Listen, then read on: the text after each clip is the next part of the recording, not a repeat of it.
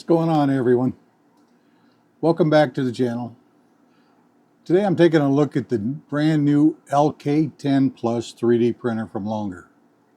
This machine is packed with some serious upgrades. It's Klipper-ready, high-speed printing, decent build volume with a 320 by 320 by 400, auto bed leveling, a direct drive extruder.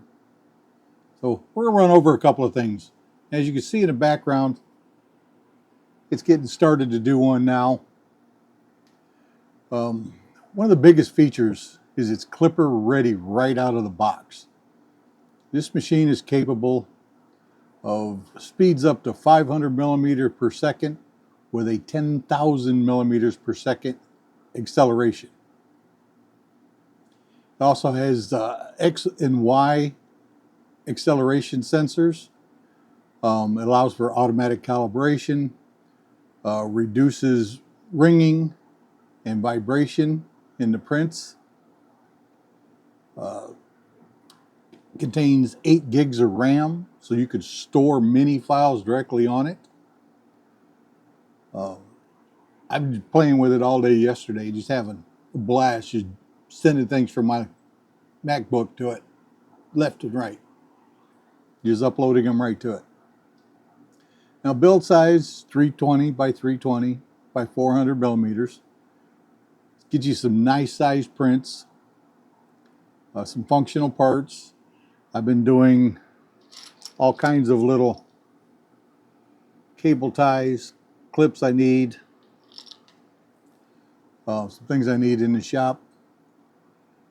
The LK10 is a 225 by 225 by 265. So there's a big difference between the two. It also has a PEI build plate. The PEI plate, the build will stick to it when hot and release when it's cooled down.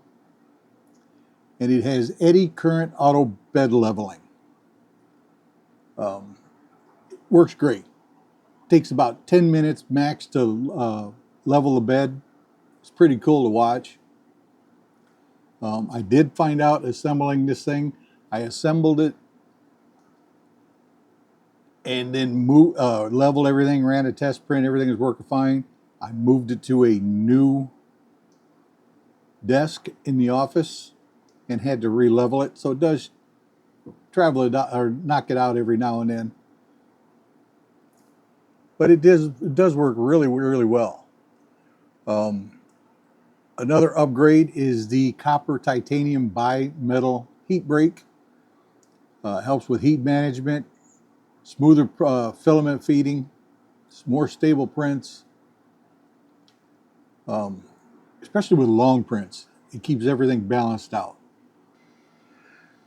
It has power loss recovery, filament runout detection, USB camera monitoring with time-lapse. It doesn't come with a camera. It's got a spot you can plug one in.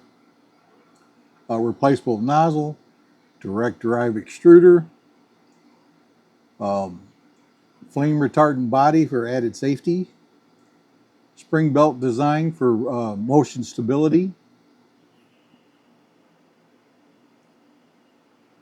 Now, I'd say this printer is good for people who want faster print speeds, larger volume, print many different types of filaments, and people who want a more modern printer with auto calibration features. And in the video here you can see with Orca to connect it. I should note Orca, the profile for the Longer LK10 and LK10 Plus is in there if you download it. Do your build. Come up here, you want to print. Put in your IP address from your printer. Test. Everything should be lined up correctly. Hit OK. You're set, ready to go. You can then We'll walk you through it here real quick. We'll make a change. Come up to slice your plate. And then under print, you'll have print or export G code. If you hit print, it sends it directly to your printer. And there you go. The printer is running. What it's printing here now is a tramming tool for my CNC. If you're not familiar with tramming tool, it helps guarantee that your spindle is sitting completely level with the work surface, not tilted forward or backwards, so it cuts heavier on one side than it does on another type of thing. But I want to double check all of that on my CNCs because it's acting a little out of sorts, so I want to fine tune it. But